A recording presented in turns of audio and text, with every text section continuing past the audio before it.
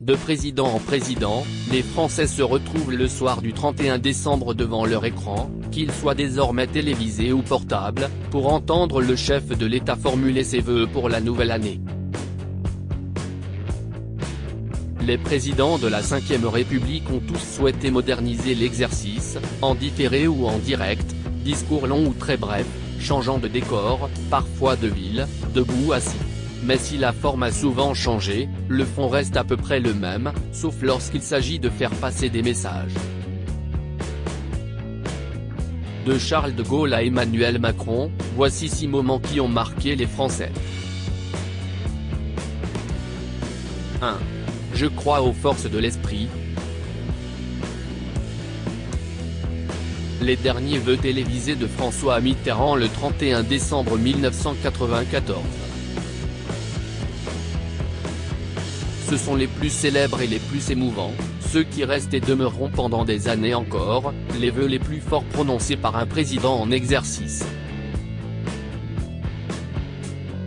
Le 31 décembre 1994, après 2 mandats de 7 années chacun, François Mitterrand délivre son dernier discours du 31 décembre aux Français.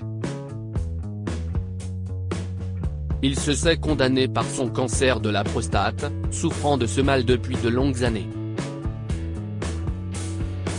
Presque certain que cette année 1995 dont il évoque les contours aux Français, et qu'il leur souhaite heureuse, sera celle de son décès, sinon d'une agonie insupportable, il ose y faire allusion par des mots restés gravés dans les mémoires.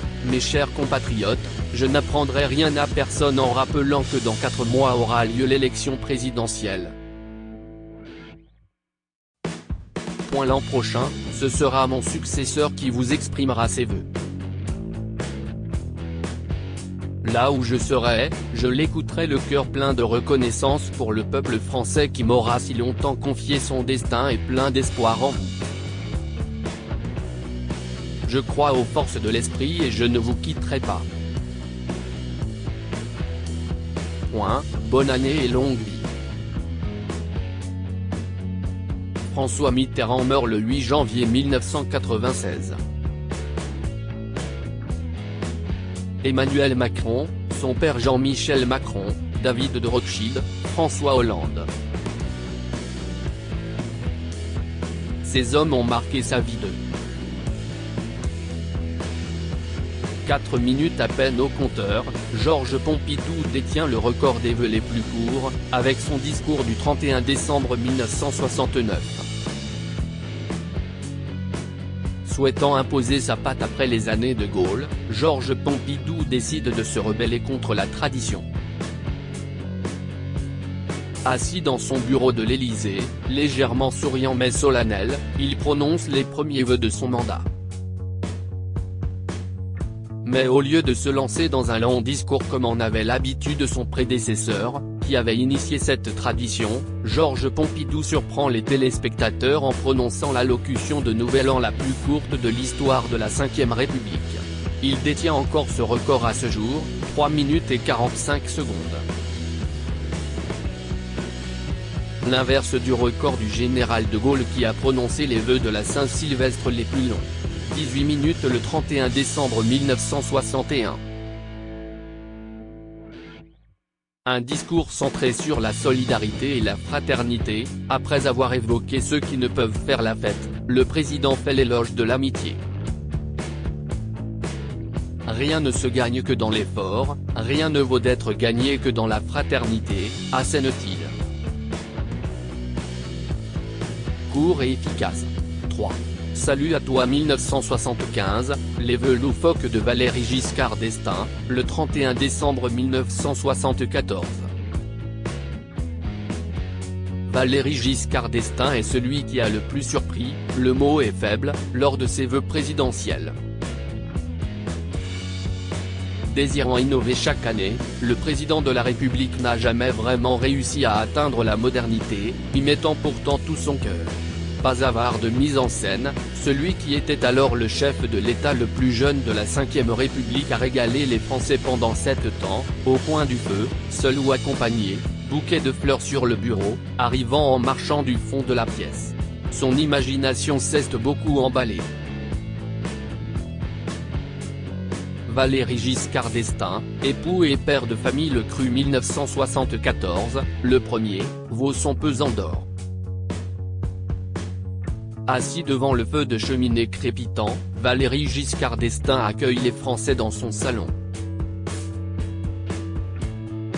Dans un discours loufoque de 11 minutes, il aborde de multiples sujets tout en promettant de ne pas être ennuyeux, et tente la poésie lorsqu'il revient sur l'année 1974, celle de son élection, et pourtant si est une année qui aura connu des arbres et des fleurs, une année où des êtres se seront rencontrés. Une année que nous ne reverrons plus. Certes. Puis, Valéry Giscard d'Estaing s'essaie à une nouvelle forme d'expression, le tutoiement. Adieu donc, 1974, et salut à toi, 1975, lance-t-il à la caméra et aux Français sans doute ébahis. Je souhaite que tu sois une année accueillante pour les Français, que tu répondes à leurs attentes. Continue-t-il, en roue libre. Le nouveau président conclut par un bonne année la France. À noter que Valéry Giscard d'Estaing n'a jamais souhaité terminer ses allocutions du Nouvel An par Vive la République. Vive la France. 4. L'année 1968, je la salue avec sérénité, les vœux non exaucés de Charles de Gaulle le 31 décembre 1967. Si les réseaux sociaux avaient existé en 1968, il y a fort à parier que des extraits des vœux de fin d'année 1967 de Charles de Gaulle l'auraient poursuivi pendant des mois. Avec le recul, on constate que le président de la République a formulé un discours on ne peut plus éloigné de la réalité qui s'apprêtait à lui tomber dessus quelques mois plus tard. Ne voyant absolument pas venir mai 68 et son cortège de pavés, le chef de l'État débute par « Que sera 1968 ? L'avenir n'appartient pas aux hommes, et je ne le prédis pas. » Oui, effectivement. Peut-être aveuglé par les couleurs que les Français voient enfin apparaître à la télévision, il poursuit, pourtant, c'est vraiment avec confiance que j'envisage pour les 12 prochains mois l'existence de notre pays. Des millions de grévistes, une jeunesse qui brûle. Encore mieux pour la conclusion, l'année 1968, je la salue avec sérénité. Vive la République, vive la France. On peut dire que Charles de Gaulle n'a pas eu le nez fin lors de cette déclaration du 31 décembre. 5. Nous sommes sur le bon chemin, les vœux en pleine crise de Jacques Chirac le 31 décembre 1995. Entre l'automne 1995 et le dernier jour de l'année, le pays a souffert d'un mouvement de grève comme il n'avait pas connu depuis mai 1968. Des journées de manifestation, 3 semaines de blocage dans les transports, la grève dans les lycées, tout cela à cause de l'annonce par le Premier ministre, Alain Juppé, d'une réforme de la sécurité sociale et des retraites de la fonction publique. Cette immense crise marquera le début du mandat de Jacques Chirac qui a été élu en mai de la même année. Difficile dans ces conditions, de s'adresser aux Français pour leur souhaiter une bonne année 1996. Contraint par l'exercice, Jacques Chirac ne se démonte pas et ouvre son discours en remerciant son Premier ministre pour l'action courageuse qu'il a menée avec détermination dans des circonstances particulièrement difficiles. Risqué.